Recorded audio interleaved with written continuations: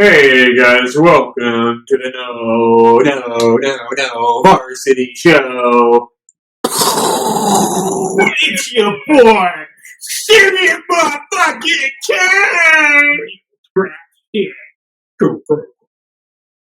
How y'all doing today? We're good. Pretty good. How are you? I'm doing good, man. Look, can't call it, man. Shit, just trying to out here make a motherfucking penny, man. That's right. I feel it. So you're from Columbus, correct? Yeah, Columbus. Tell us about Columbus. What was it like growing up? I mean, you got your good parts and you got your bad parts. I kind of grew up in between. Like, you know what I mean? Like, my mom worked hard as hell, 2 jobs, single parent home. I have an older sibling and a younger sibling, so I'm the middle child. So, I kind of looked out for both of them.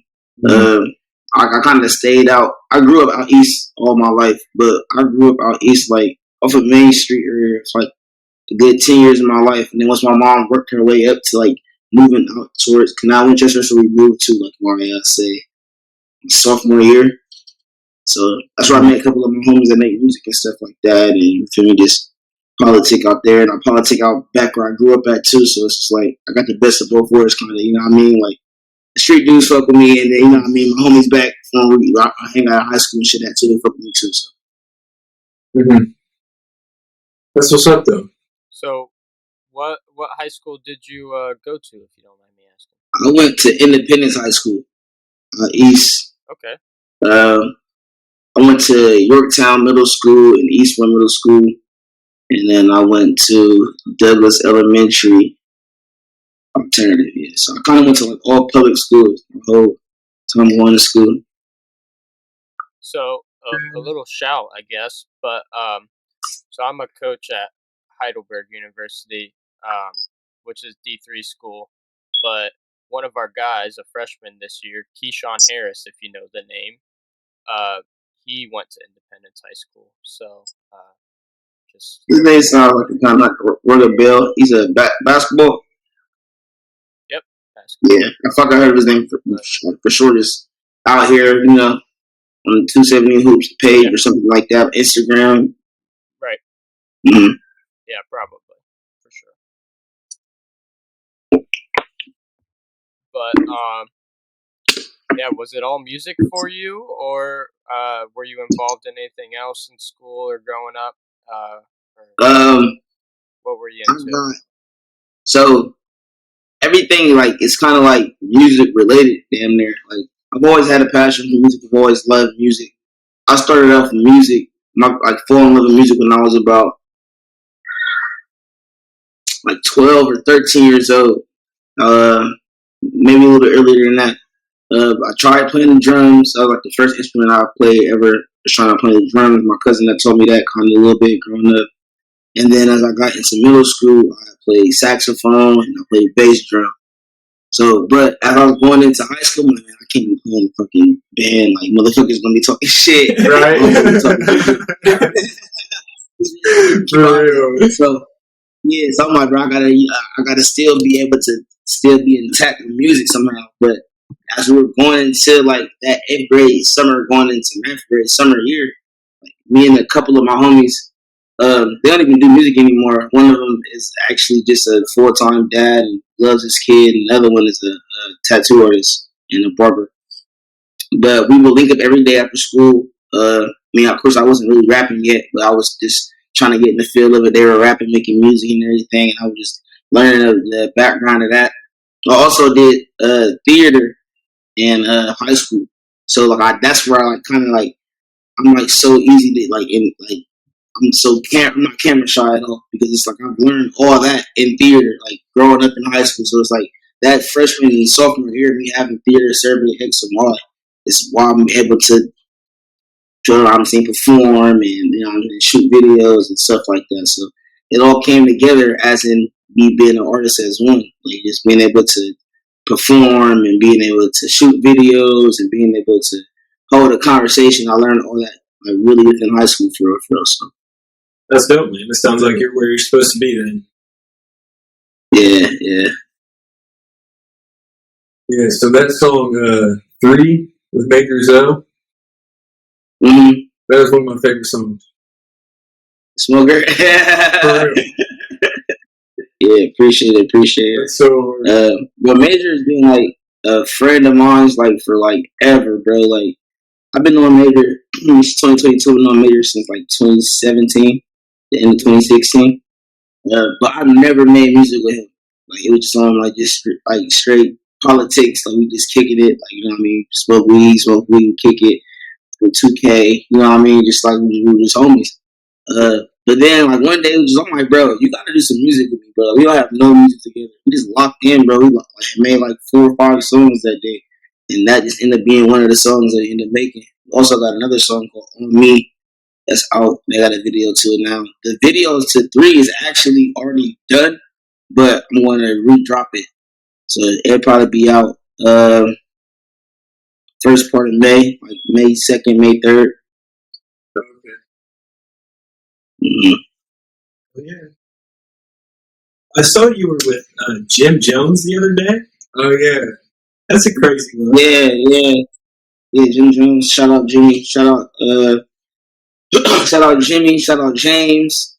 Shout out to my homie Deezy. Deezy's really kind of like connected me with James. James connected me to Jimmy, so it was just all love from there.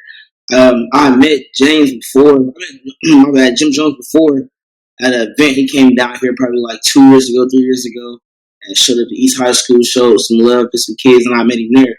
And I haven't seen him since then. But when I seen him like this time, this past the last wheel day I was with him Friday and Saturday. So yeah, that last Friday, when I seen him, he was so genuine love. He was like, "Yeah, man, come out to the show in Cleveland."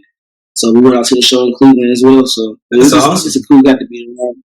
It's definitely good. Wild guy to be around. Just being around him, like I kind of learned like just how to like conduct myself and like not to like kind of trip when stuff is not going your way. You gotta still be a professional all the times. Just being around them, you can hear so many things. You pick it up, you're like, man, I can do that. Yeah. For instance, we were talking about getting paid through music and stuff like that. We had one conversation, and as soon as I went home, I made sure I got everything YouTube content at ID just so I could make sure I got paid for this. He told me, like, make sure you do that so you can get paid for your music. Yeah. Definitely a pleasure to be around him. Yeah, that's awesome. That is awesome. It's always cool to get game from a legend like that. Definitely. That's what they're there for, man, to pave the way for us, you know what I mean? Mm-hmm. Definitely. Are there any other like figures like that you've been connected to or connected with throughout your journey that kind of stick out to you? Trippie. Yeah. Yeah, I saw that video. Y'all on the boat. Definitely show love multiple times. Like I can't even imagine, like to the point where he damn near he didn't let me drive it, but he let Zoe drive the Lamb multiple times. Like we could have crashed it. Thank God that we did. But yeah, definitely cool guy. How close are you down to earth? Nah, you know what I mean? Yeah, he's definitely dope.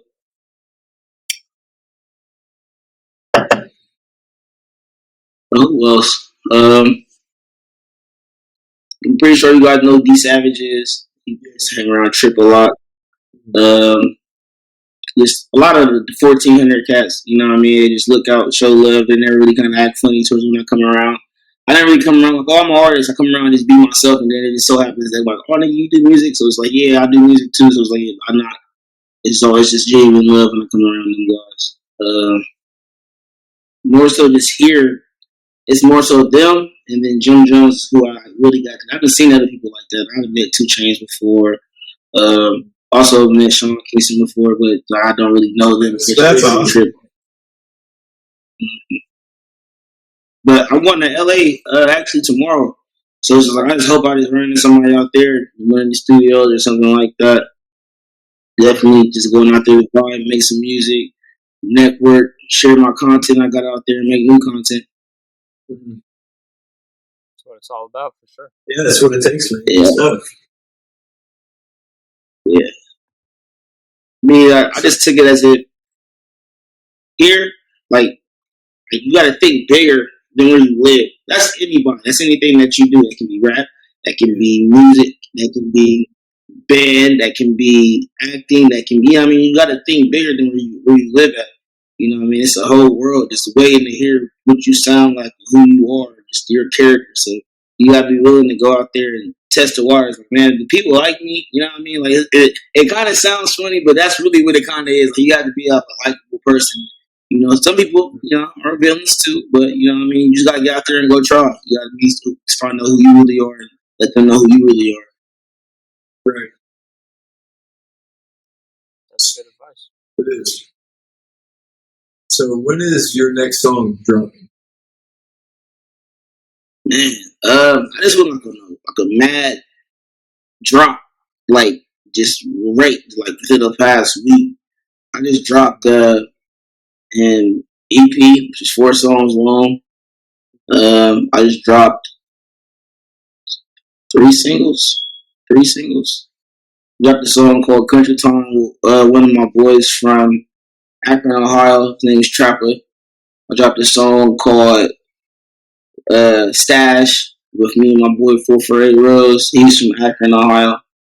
Both of them are like pretty like on that Detroit wave kind of music air scene right now. They're kind of like popping in their cities right now. They got songs with Peasy, Rio, Babyface Ray, Iceberg Bezel. The list goes on and on. But I'm like, that's another cat I met. I met Rio before he went to jail. I forgot all about that. Like I don't even consider him like a big time. Even though he did create a path for certain people and stuff like that, he's just so down to earth. You know what I mean? Like he doesn't want you to think of him like that. You know what I mean? He just wants you to think of him as real. If that makes sense. Yeah, that makes sense. Does make sense. But he's like, you know what I mean? Like when we're around him, he's not like he's getting high with us, you know what I mean? We're probably pouring up lean, probably smoking weed, talking shit, Yeah. probably shooting dice, playing the game, something, you know, he's just so down to earth. That's another cat that I met before. Actually, I met all of them. I cannot think about it. Actually, see, like when I was in Akron, this is about a year and a half ago. Actually, I got videos on my phone and stuff. But yeah, Peasy had came down for a show, and Rio had came down for a show, but my boy already had did songs with Rio. So they were shooting the video, and they just all came down together. Like it was Peasy, Rio, Crispy Life Kid, RMC Mike. They all came down in a big ass, and Louis, what's his name? Lou Graham. They all came down in a big ass Benz Sprinter. You know, iced the fuck up and shit like that. You know, gave us some game too and shit. So it's just genuine love. That's the thing about when you do music with like you can definitely feel when it's something genuine. Like you know, like they can't get nothing out of me. You know what I mean? They don't have to tell me anything like that or anything. So it just be genuine love for us. That's what I respect about those people. That's cool though. But yeah, like on the music note, I'm just gonna keep on dropping, man. Just keep on dropping so I get somebody's ears and something that somebody likes and can play 10 times a day. I really recommend Dirty Sprite Boom. It's like on like a kind of old future time type of music style that kind of makes sense, like on some astronaut status future vibes. That's what I kind of went for on that. Then the other songs are just more like the Detroit Wave, the song that I got with Trapper, the Country Time song. We kind of go back and forth. The song with World's kind of the same way, just back and forth.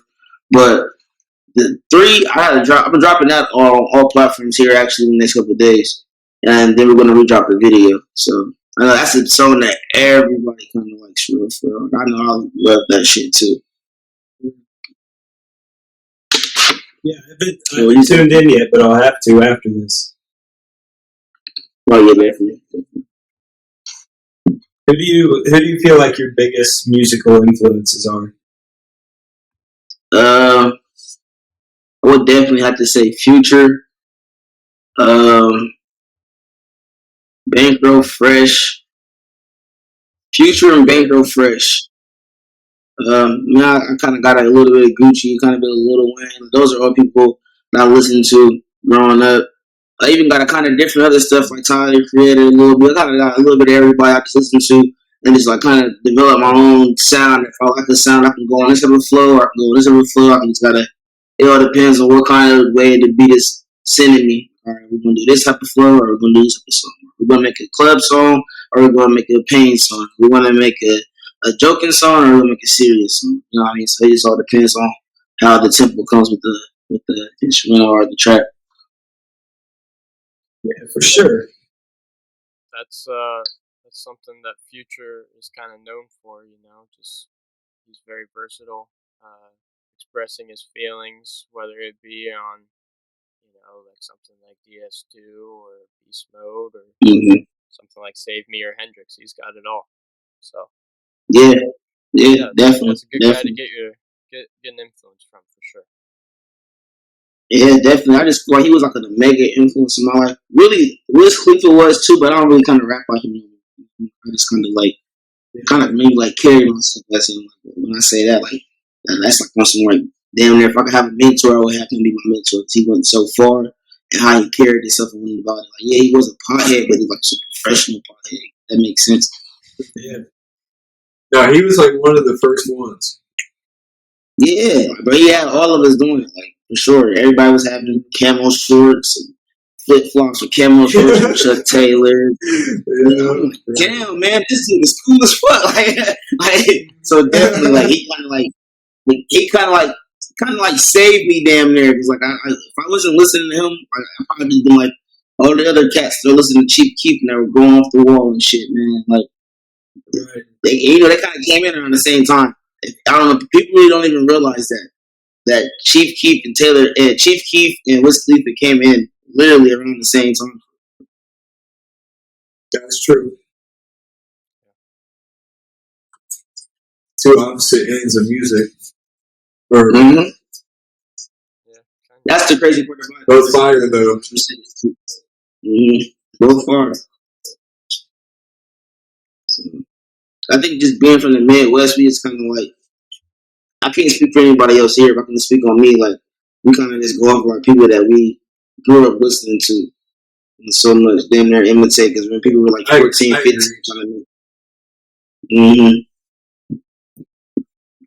that's just about anywhere you go though. New York, everybody was trying to sound like Pop Smoke for a minute. Now everybody's sounding like K Flock and B Dougie right now.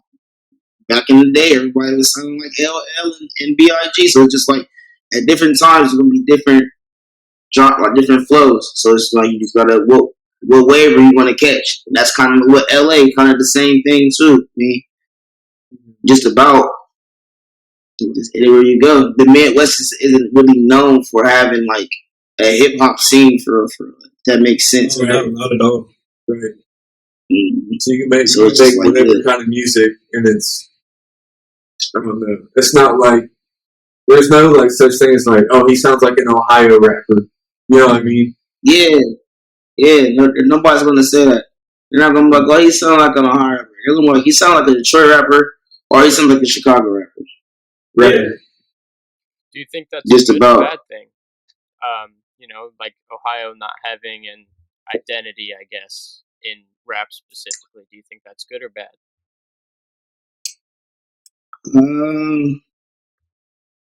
That's a good question. Is it a good or bad thing? It's kind of bad.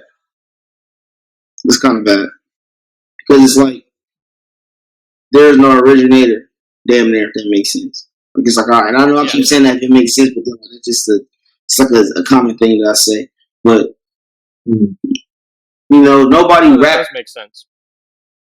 Like nobody rap like nobody in our age group. I know I'm 27, so I know nobody in our age group or down from my age is rapping like a Bone Thugs and Harmony artist or rapping like Chip the Ripper, or rapping like, and I'm just those are Ohio artists that I know.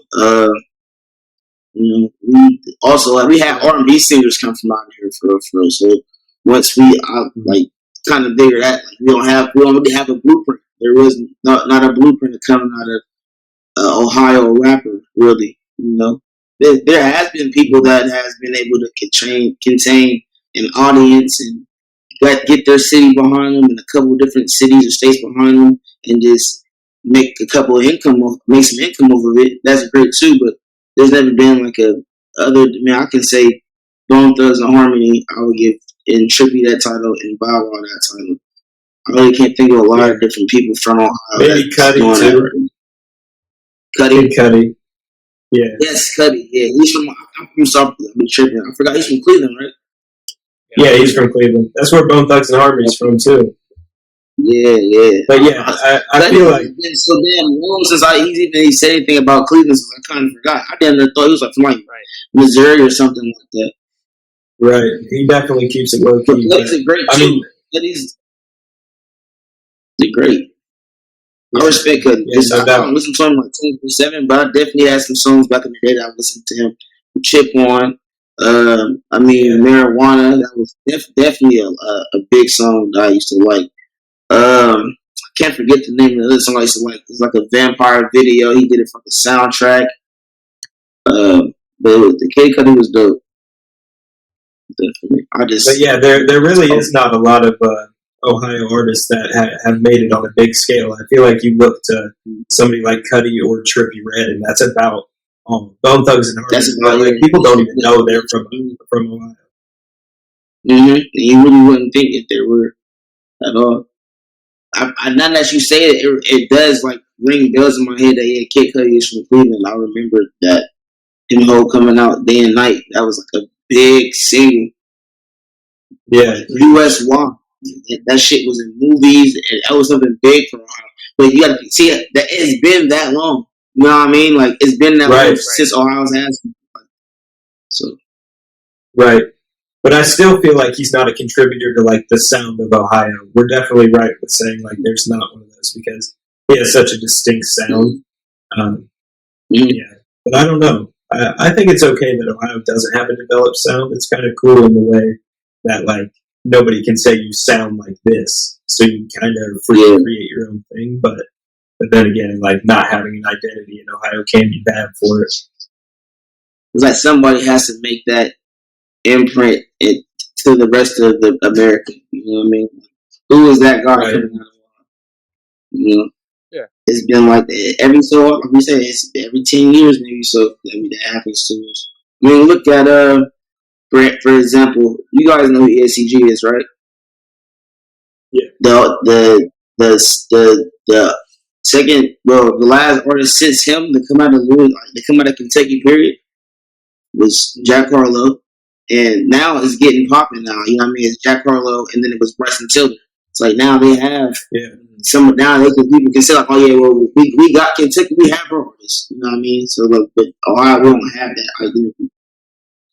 Yeah, and I think that's what it takes is like growing as more of a collective idea like that because that's what they did in Louisville, and that's why ESTG and Jack Harlow and Bryson Tiller like they all seem really connected.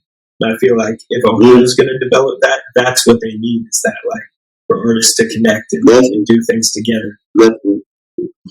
Definitely.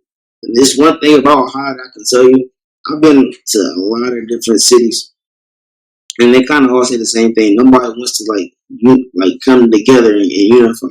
Like they damn near want to mess with people from different cities other than mess with people from their own city, and that's crazy as hell. Yeah, that makes sense too. It's real. It's real. It's always like that for some reason, Yeah, and I don't know why it's like that. I don't know, but I used to think this man because people know you, like, and it's like not nobody personally, but people. Sometimes people just don't support certain people. It's always been like that. Some places has been talent, and then some places has been a popularity contest. But that's neither nor here or there. You know what I mean? That's just like. That's just life. Going through that. It's here that's like, do you guys know Crash Warriors? Yes. No, I know. Yeah. Yes. Yep. See, some people know. He's worked his ass off, man. Like, definitely. He's from Columbus. Yep. Yeah. On that just showed me like it's possible. Because I knew he was already going crazy and doing his thing and stuff. But when my homie came to me and was like, bro, such shit. I'm like, yeah, I know him. He's cool. You know what I mean? He did his thing for a while. He left from here and went to LA. and then LA been doing this thing. He's like, bro, I gotta be in contact with him, man. I'm like, for real? He's like, yeah, he's hard as fuck. Yeah. Oh yeah, we can make that happen. And then that's why I just knew, like, when you leave and chase your dream, it's gonna be like people are already watching you. You know what I mean? So it's just like when you leave, it just gives them something more to watch. Now you're giving them a reason to watch you because they're watching you. But eventually, they're gonna lose interest in watching you because you're here with them. You're not doing nothing. They're gonna be like, okay, well, he's just doing the same thing I'm doing. I'm here. I'm kicking it. I'm smoking weed. I'm making music. And, you know what I'm saying? He's doing the same shit. Now, they might not even follow you, but they're going to lose interest in what you got going on. Versus you're on the road, chasing your dream, living, everything's exciting. The next story on your page is exciting. That's what they're going to lean towards. The guy that's really sitting there chasing his dream, and because they're not doing that. I'm not saying that's a bad thing, but they support that. They're going to support to see the guy that's chasing his dream versus to see the guy that's not chasing his dream. For sure. So that's why I like think that. That's like with anything.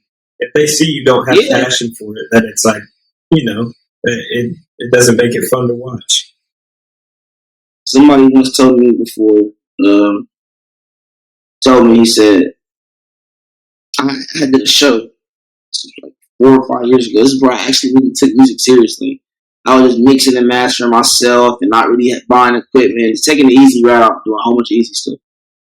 And I performed, and dude told me, like, yeah, you got a nice sound, and you know what I'm saying? You can perform and everything like that, but do you take music as serious as a hobby or as a passion? And I was stuck. I didn't know to tell him if I disliked what I made or if I really was serious about chasing this dream. And then he started asking me questions like, well, have you recorded in a real life studio? Have you went out of town and performed? Have you went to labels? Or have you went to this? Some of these questions I had answers to, and some of these questions I've never had. For me, I couldn't even tell him the first answer to it. And he told me, you don't take this serious. If you took this serious and you would give me everything you got, you wouldn't be scared to embarrass yourself, and you wouldn't be scared to go broke on it. Right. And that's when I knew, like, yeah, I don't take this shit serious. This was about 5 years ago.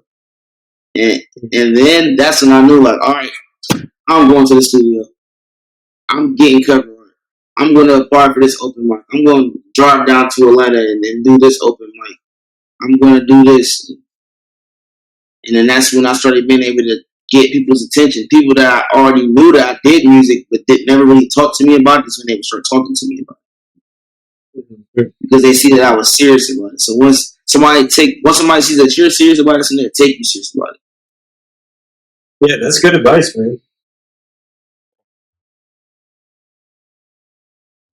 And that can be with clothes, that can be with music, it can be with anything that you do. It's like really giving all the same energy. Like you gotta give it full throttle.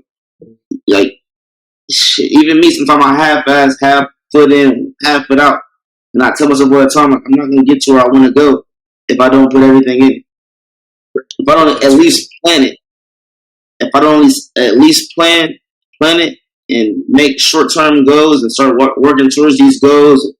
All right, I want to do this. I want to do this. And create budgets for myself that I can do this, do that. Then I'm not serious. And it took for me to. I had this whole debate by myself while I was chilling around Jim Jones, and I was just drunk as fuck talking to myself. Like, I need to get on my shit. I'm around all these right people, man. I gotta show them shit. I gotta be able to show him that I'm doing this. And I gotta be able to show them like I'm backing up what I'm saying. Like no matter how I'm carrying myself or dressing or showing somebody else, they have to be able to see the proof in the pudding. And if it's not the proof in the pudding, they're not gonna look at it. Like right now, if I show somebody a video that only has 29 views or 159 views, they're not going to want to watch it. But if I show you a video that has 29,000 views, you're going to want to see, okay, well, what was in this video that they got 29,000 views? What is this video? You know what I mean? Yeah. It take money to get where you got to go. You know what I mean? So it does. I have family members tell me the same thing. Like I had a cousin tell me before. He said, man, I've seen people chase their whole life, chase music, chase the dream. Like, this is when I was about 21. And I told him, like, well, listen, I don't know what they were doing, but I know I'm going to start achieving my goals and I'm going to start knocking them down. And that's just what I just started doing. Like, I just started different scenery. Like I said, I'm from Ohio. I'm a kid from Ohio. I've never seen nothing there in my life. So the moment I start being able to go ahead and take trips and take opportunities, I did. It's not that I'm opportunities. I just was blessed to go ahead and be in that position to go ahead and be able to go do it. You know, some people will have an excuse. You know, I've seen that multiple times. Mm-hmm. Why don't you want to go? I don't have this to do. Or I can't do this. Or my hair is not cut. Or I don't have the shoes I want to wear. Like, what?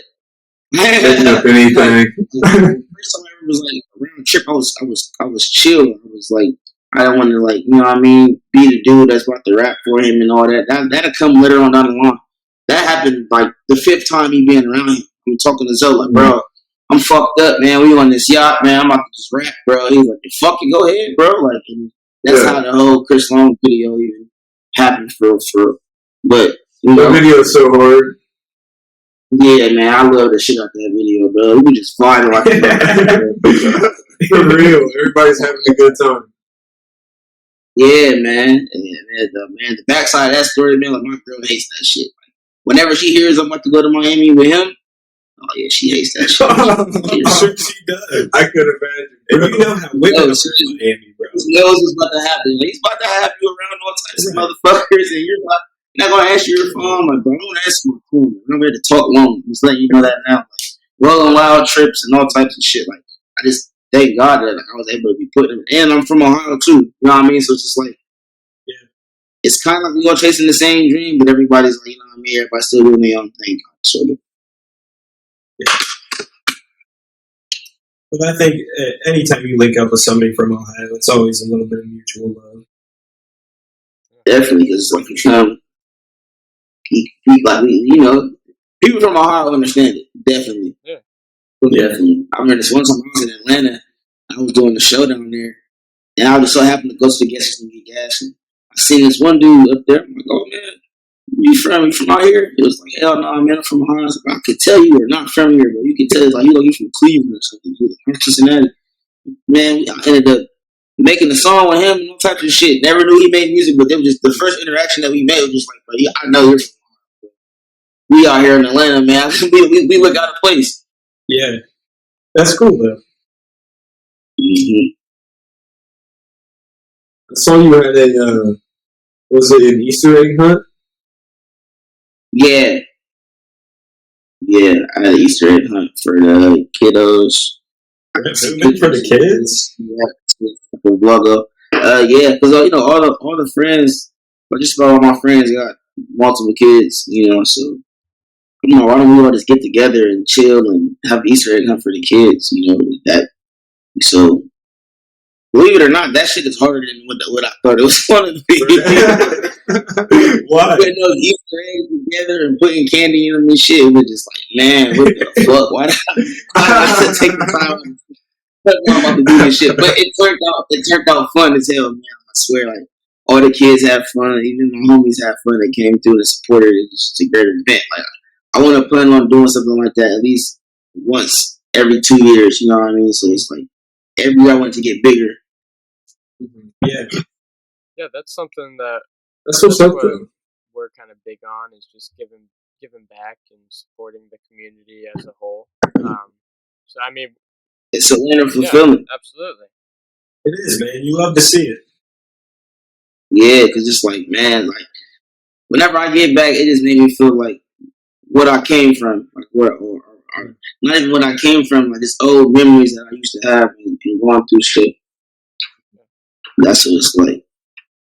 But yeah, it's definitely just a wonderful feeling to just give back and just know that you can and do it. It's a good thing. Just seeing like, all right, this is the next generation that's coming up. We got to make sure that we protect these people. I'll tell everybody it's about longevity, man. It's about leaving a generational wealth, man. That's what I'm chasing after right now. That's a good philosophy, man. Yeah. Future sometime. For sure. For sure, man. Hopefully, man, we'll be doing this somewhere big, live in person, you know what I mean? Definitely. Right. Somewhere balcony or rooftop. Trust me, it's coming soon. All right. I like that. All right. Bet. All right. Thanks, man. Take care, y'all.